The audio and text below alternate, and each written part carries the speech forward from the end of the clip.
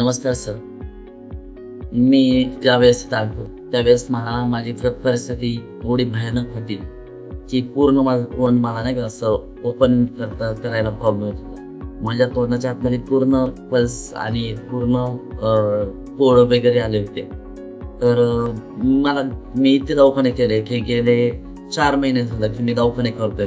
नाव नाही घेणार बाकीच्या दवाखान्याची, पण कुठेच मला फरक नाही. इवन की स्किन स्पेशलिस्ट ऑल टाईपचे दवाखाने केले, भारी दवाखाने केले, ENT पर्यंत गेलो, पण कुठेच फरक नाही आला. त्यानंतर मग इथे आलो. मला एक सर आहेत डॉक्टर अवी शेटे, तर त्यांनी त्यांच्या वाईफ इथे जॉब करतात, श्रावस्ती मॅम म्हणून. तर मी त्यांच्या रेफरने इथे आलो. मला दवाखाना माहिती नव्हता, म्हणजे मी तेच राहिले हडपसरमध्ये, पण दवाखाना कसा काहीच आयडिया नव्हती ह्या दवाखान्याबद्दल. पण मग इथे आलो. इथे मी पहिली 15 दिवसाची ट्रीटमेंट घेतली. तर 15 दिवसांनी थोडंसं बरं झालं. परत त्यांनी नाही का मला गोळ्या दिल्या, म्हटले 10 दिवसांनी बघू, नाही तर मग आपण ॲडमिट करून घेऊ. तर त्यानंतर त्यांनी मला 10 दिवसांनी बोलवलं. तर थोडासा फरक होता, पण बाकीचे जे पल्स वगैरे ना ते नव्हतं, निदानच समजत नव्हतं. त्यामुळे मग त्यानंतर त्यांनी मला इथे ॲडमिट व्हायचं सजेशन दिलं की आजच्याच तुम्ही ॲडमिट व्हा. दुसऱ्या दिवशी हे होतं, गुढीपाडवा होता, पण मला सणाचं घरीच राहू वाटत होतं. मी माझ्या तब्येतीला प्रायोरिटी दिली आणि सण काय परत आयुष्यात होईल. पण मी ते ॲडमिट झालो सणाच्या आदल्या दिवशी आणि इतका वैतागून गेलतो ह्या दुखण्याला की अक्षरशः मला वाटायचं की मी बरा होईल का नाही होणार. तर इथं आल्यानंतर सर जे कोणी स्टाफ आहे किंवा सर आहे किंवा नाही का ऑल, तर त्यांनी माझी इमिडिएटली लगेच म्हणजे त्यांनी माझ्याकडून नाही का सॅम्पल्स वगैरे नेले. माझं स्नॅप हे करण्यात आलं. समजून घ्या तुम्ही, मला जास्त समजणार नाही. ते स्नॅप म्हणजे पूर्ण नारळामध्ये ते काठी वगैरे हे केलं ते. आणि त्यानंतर तिथून रिपोर्ट आल्यानंतर मग त्यांनी पुढची लगेच ट्रीटमेंट केली. त्यांनी लगेच CT स्कॅनला पाठवलं. इथून एवढा सारा स्कॅन करून घेतला. त्यानंतर त्यांनी मला सोनोग्राफीला नेलं. त्यानंतर इथे सुईनी हे सॅम्पल काढून घेतलं, ते दिलं. त्यानंतर मेन रिपोर्ट जेव्हा निदान मेन का आलं तोपर्यंत मला इथं त्यांनी नाही का वर्किंगच ठेवलं. म्हणजे सतत सलाईन, सतत माणसं, सतत स्टाफ आणि टोटली म्हणजे असं वाटूनच दिलं नाही. म्हणजे माझ्या घरचे असताना सुद्धा मी माझ्या घरातल्यांना म्हटलं की तुम्ही काही गरज नाही तर थांबू नका. आता माझी वाईफ प्रेग्नेंट 5 महिन्याचं, आता ती प्रेग्नेंट आणि प्लस माझी मम्मी जॉबला जाते. तर माझ्या मम्मीलाही म्हटलं तू माझ्या मुलीची काळजी घे. मला 7 वर्षाची मुलगी. तर म्हटलं घरी कोणच नाही बाकीचं काळजी घेण्यासारखं. तर मम्मीला म्हटलं तू घरी राह. आणि इथे मी एकटा राहिलो. पण मला असं वाटलंच नाही का दवाखान्यामध्ये की मी इथे एकटा म्हणजे राहिलो. आणि मला ही सगळी लोक माझी वाटली, हा स्टाफ माझा वाटला, कारण की त्यांनी मला काही म्हणे भासूनच दिली. आणि दुसरी गोष्ट म्हणजे इथे कोणी येऊन दे त्यांना पहिली प्रायोरिटी दिली जाते. आणि स्टाफ म्हणा, मामा म्हणा, मला आंघोळ करायला पण प्रॉब्लेम होता. स्वतः मला मामांनी आंघोळ घातली. मला कपडे माझे एक फक्त म्हणजे आता त्यांनी काय डेलीच्या डेली कपडे सुद्धा चेंज केले जातात. आपण तरी कंटाळा केला तर ते लोक म्हणतात नको ती पारशी घटले तू बदल. आणि स्वतःहून सांगितलं जसं आपली आई कशा आपल्या मुलांना सांगते समजून की नको बा हे कपडे आता तुझ्या अंगातले कपड्याचे नाही का तू काढ.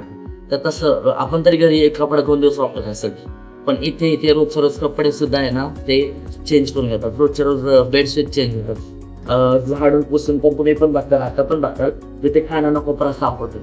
म्हणजे टोटली. आणि सर लोक, मॅडम लोक, स्टाफ, सिस्टर ऑल इतके चांगले ना की माझ्या लाईफमध्ये मी असा दवाखाना मी अजूनपर्यंत बघितला. माझी स्वतःच वैयक्तिक मत आहे की ज्यांना कोणी म्हणजे वाटत असेल की 8 मजली किती 8 ते 9 मजली बिल्डिंग आहे पण हे खूप महागडा दवाखाना असेल किंवा काय, पण मी म्हणतो महाग तर नाहीये, पण जसं तुमचं हे असतं की जसं आपला म्हणजे आरोग्यावरती काय आलेली असते ती पीडा, तर त्याप्रमाणे ते पैसे घेतले जातात. उगाचपणा लुटलं पण जात नाही आणि व्यवस्थित पैसे, व्यवस्थित सगळं सहकार्य आणि सपोर्ट केला जातो.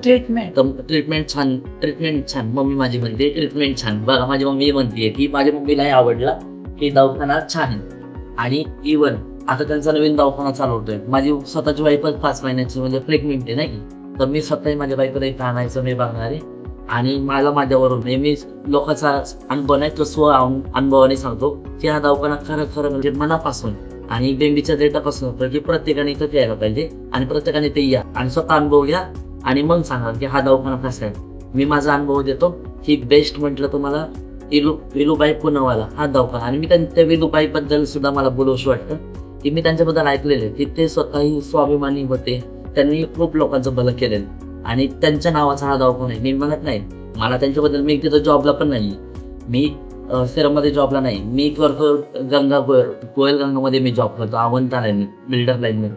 पण मी ऐकून होतं त्या मॅडमबद्दल, पण मॅडम जसं होत्या तसा स्टाफ आहे, खूप छान आहे.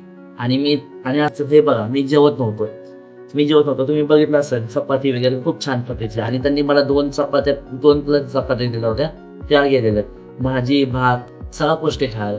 मेनली त्यांचे सुपरवायझर स्वतः विचारतात की तुम्हाला जाते का जेवण, तिकडे का, कसं पाहिजे काय, त्याप्रमाणे डाएट आपला चेंज पण होतो आणि मग त्या प्रतीने उच्च प्रतीचं जेवण पण इथं भेटतं.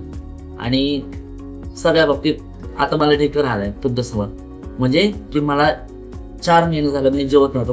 माझी तर तुम्ही पहिले फोटो आणि आताचे फोटो बघताल तर खूप फरक होता. पहिली पाण्यापासून म्हणजे मला जेवण पण आता जायला लागलं, तिखट पण मी खातोय आणि असं फेक वगैरे काय म्हणजे तुमच्या समोरच जेवण होतं. आणि जेवण करतानाच ते आले, पण मला त्यांना थांबवशीन वाटतं, कारण स्टाफ इतका सपोर्टफुल आहे की मी त्यांना म्हटलं राहून दे, मी जेवण करतो ना, तर मी तुम्हाला 2 मिनिटं देतो, पण तुम्ही थांबा. आता त्यांनी मला कुठं थांबवलं नाही, पण मला योग्य नाही वाटतं की मी त्यांना कसं थांबवणार, म्हणून मी त्यांना म्हटलं की मी जेवणाचं 2 मिनिटं थांबतो, पण तुम्ही माझा आताच व्हिडिओ घेऊ.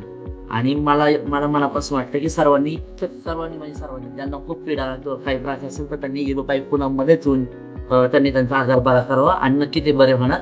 आणि हा माझा शब्द आहे आणि माझा विश्वास आहे, कारण की मी स्वतःहून दुसऱ्याला सांगतो. आणि प्लीज सगळ्यांनी नक्कीच येऊन एकदा अनुभव घ्या. मग तुम्ही म्हणता की कुणाल ढवळे नावाचा व्यक्ती आहे, त्यांनी खरंच आपल्याला चांगला सजेशन पण दिलं, सपोर्ट पण केला. थँक्यू ऑल स्टाफ आणि ऑल, आणि जे कोणी माझा व्हिडिओ बघत असतील